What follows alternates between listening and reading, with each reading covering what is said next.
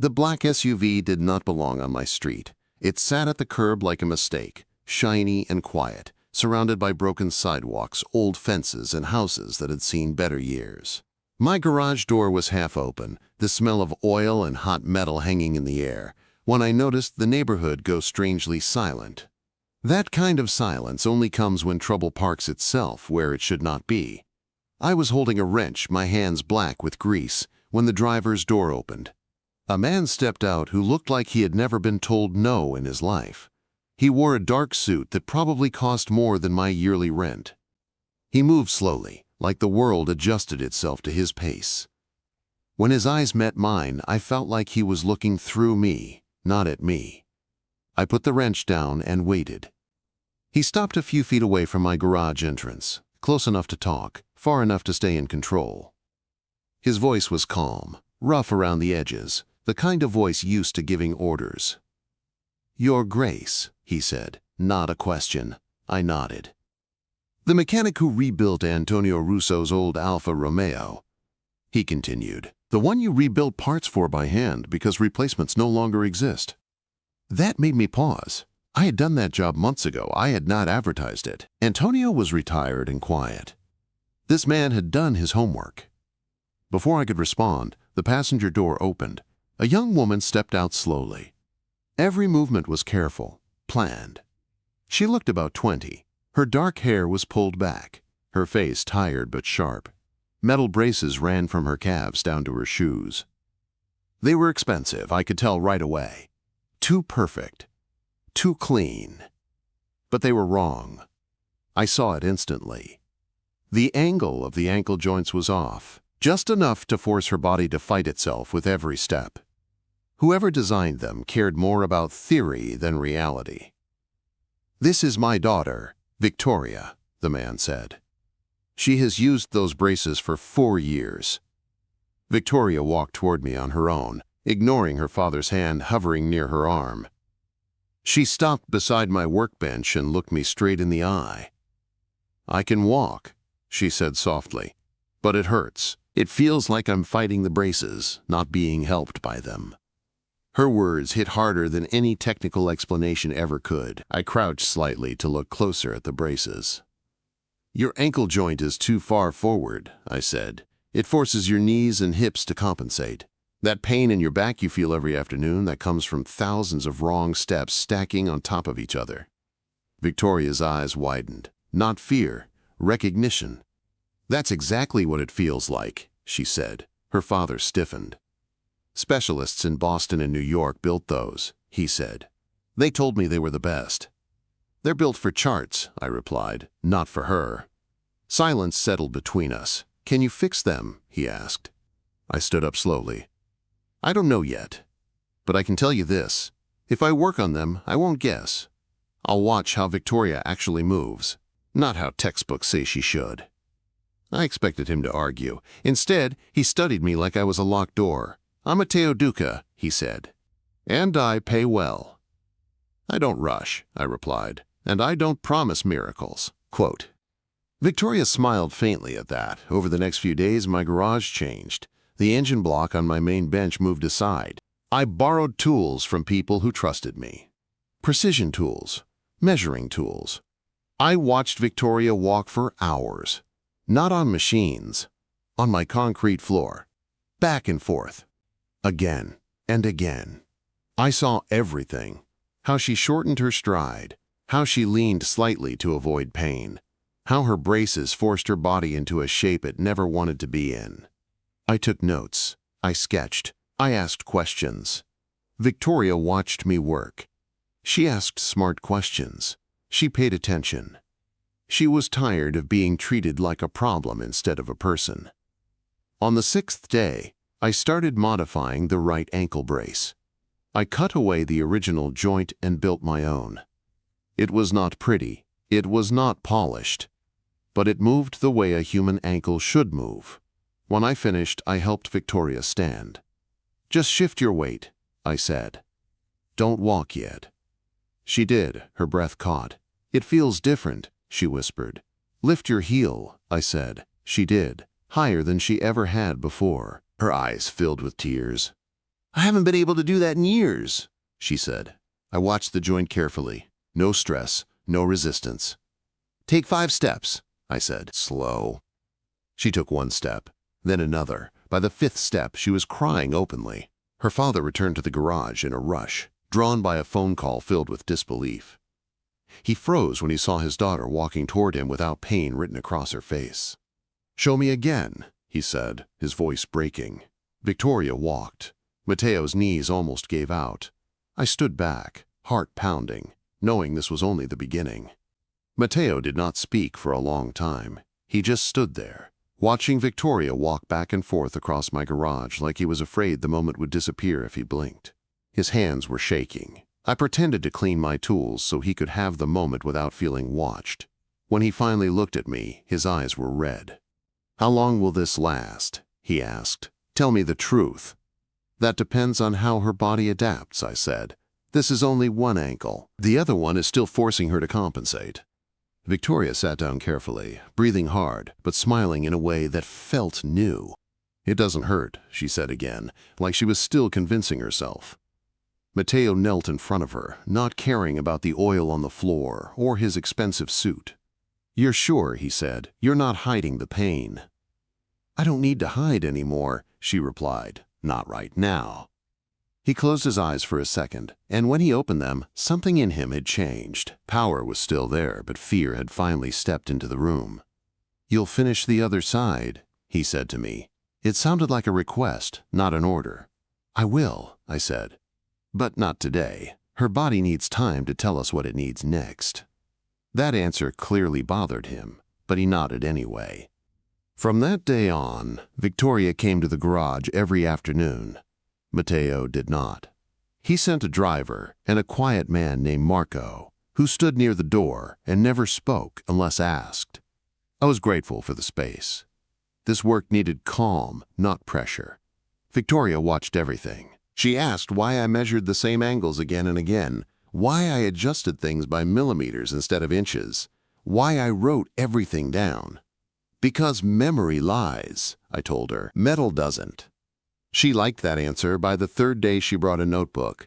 By the 4th, she was sketching alongside me. She noticed things most people missed. How her hip felt looser. How her shoulders no longer tightened when she stood. How her breathing changed when she walked. When I started work on the left brace, I changed the design slightly. Her body had already begun adjusting, and forcing symmetry too early would have been a mistake. You're not copying the first one, she noticed. No, I said. Your body isn't a mirror, it's a system. She nodded like that made perfect sense. The day I finished the second brace, my hands shook more than hers. This time there would be no single support point. This time her entire body would trust what I had built. I helped her stand. She froze. Then she laughed. A real laugh, sharp and surprised. I feel tall, she said. I stepped back slowly. Walk. Quote. She did. Not carefully this time. Not counting steps. She just walked. Her posture straightened. Her shoulders relaxed. Her steps found a rhythm that had been missing for years. Mateo arrived halfway through her 3rd lap around the garage. He saw everything. He covered his mouth with his hand, but the sound still escaped him. A broken sound. A father sound. Victoria stopped in front of him. Dad, she said softly. It's real. That was when he broke. He pulled her into his arms and cried without shame. I had never seen a man like him cry like that. I turned away, pretending to organize bolts that were already organized. When he finally faced me again, his voice was raw. What do I owe you? Materials and time, I said. Nothing more. He stared at me like I had insulted him. You gave my daughter her life back, he said. Money is meaningless compared to that. Then don't use it on me, I said. Use it so this doesn't stay rare. That conversation changed everything. Victoria started coming not just as a patient, but as a partner. She helped me document the work. She built systems. She talked about people like her who had been failed quietly, politely, expensively. Patients started arriving, not from ads, from whispers. A man with a knee brace that made him limp worse than before. A woman whose wrist support stopped her from holding her own child. People the system had labeled difficult. We fixed them, not with miracles, with attention. Matteo funded the work, but he did not control it. That was the rule. Victoria made sure of that. She became something new, not broken, not rescued, powerful in a way her father could not buy. One night, after everyone left, she stayed behind while I locked up. "Why did you help me?" she asked. "Really?" "Because the brace was wrong," I said. She smiled. "You're lying." I thought for a moment. "Because you were listening to your body when everyone else told you not to." She nodded. "I think that's the first time someone trusted me about my own pain." There was something between us then. Not romance, not yet. Something deeper, mutual respect. Recognition. I did not know it then, but that moment was the beginning of something that would change far more than one garage, one family, or one broken body. And it would cost us both more than we expected. Success brings attention. I learned that faster than I wanted to. People started coming to the garage with hope in their eyes and fear in their voices. They told stories about doctors who stopped listening, about devices that made things worse, about being told pain was something they had to accept. I did not advertise. I did not promise miracles. I only promised to look closely. Victoria became the filter. She listened to every story first.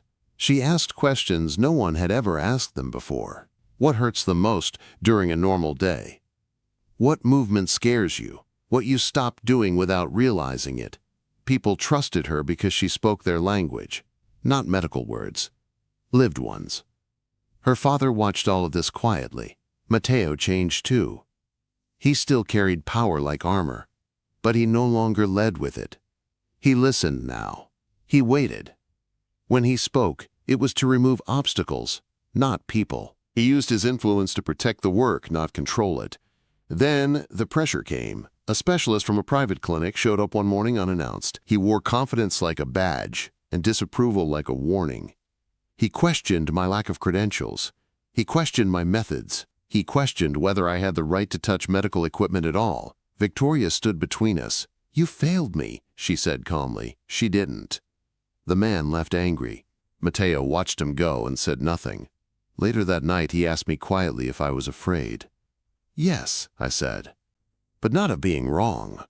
The real fear came weeks later when Victoria collapsed in the garage. It was not dramatic, no screaming, no accident.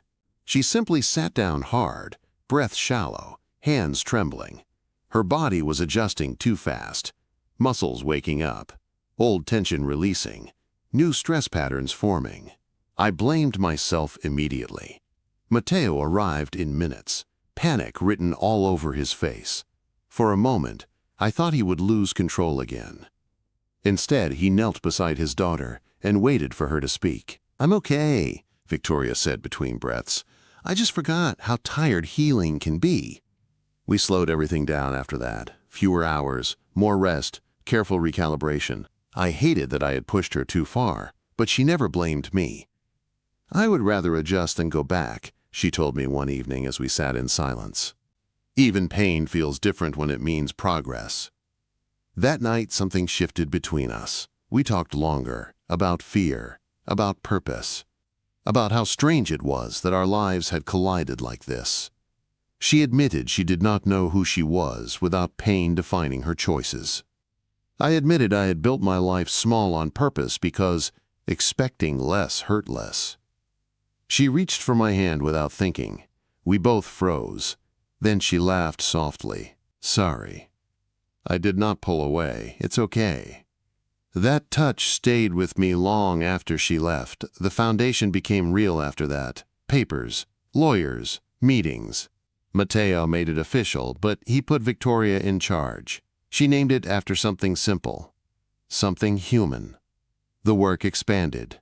Slowly, carefully, always with the same rules. Listen first, measure twice, never rush a body. People called it revolutionary. I hated that word. It made it sound like magic instead of work.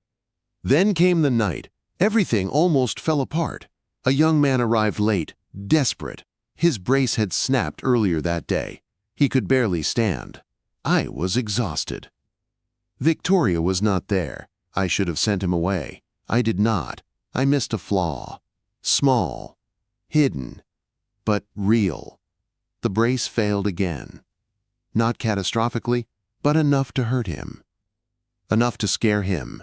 He left angry. I did not sleep that night. The next morning I told Matteo I was done. I went too far, I said. I hurt someone. He listened. He did not argue. Victoria arrived later and heard everything. She did not yell. She did not comfort me either. "You're human," she said, "and humans make mistakes. The difference is whether you learn or hide." She placed the broken brace on my bench. "Show me what you missed." We worked together for hours, found the flaw, fixed it, documented it, turned failure into a lesson that would protect the next person. The young man came back. I apologized. He let me try again. It worked. That night, Victoria stayed until closing. We sat on the steps outside the garage, the city quiet around us. "I don't need you to save me," she said suddenly. "I already walk on my own." I nodded. "I know. I just want to walk with you," she said. That was when I kissed her. Soft, careful, honest. For the first time in my life, I did not pull away from something good because I was afraid it would break. But I did not yet understand how much love costs when power, danger, and purpose collide. And that price was coming. Love changes the shape of fear. I learned that when danger finally came close enough to touch. It started quietly. A letter slipped under my garage door. No name. No threat written plainly. Just a warning wrapped in polite words. Someone wanted control over what we were building. Someone who believed access meant ownership. Matteo saw it and went still. "This is my fault," he said. "My world noticed yours." I wanted to tell him to fix it. That was my first instinct. Let power clean up the mess it created. But Victoria stopped him. "No," she said, "this is ours now." The pressure increased. Inspections, complaints, rumors. People asking who funded me and why. I felt the walls closing in, the same way I had always feared they would if I ever stepped out of my quiet life. One night, Marco showed up alone. "They are testing you," he said. "They want to see if fear will make you sell or disappear." "I won't," I said. My voice surprised me. Victoria took my hand. "Neither will I." Matteo stood there, watching his daughter choose a life he could not shield her from. For the first time, he did not argue. He acted. Not with violence, with exposure. He brought everything into the light.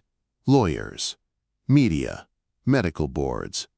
He made sure the truth was louder than threats. That if anyone tried to shut us down, the cost would be public.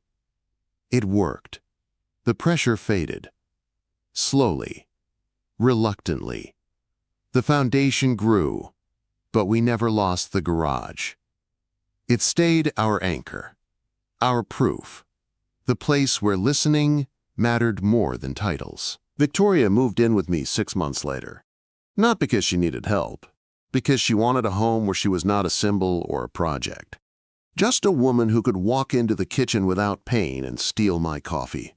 We argued, we laughed, we learned how to be ordinary together.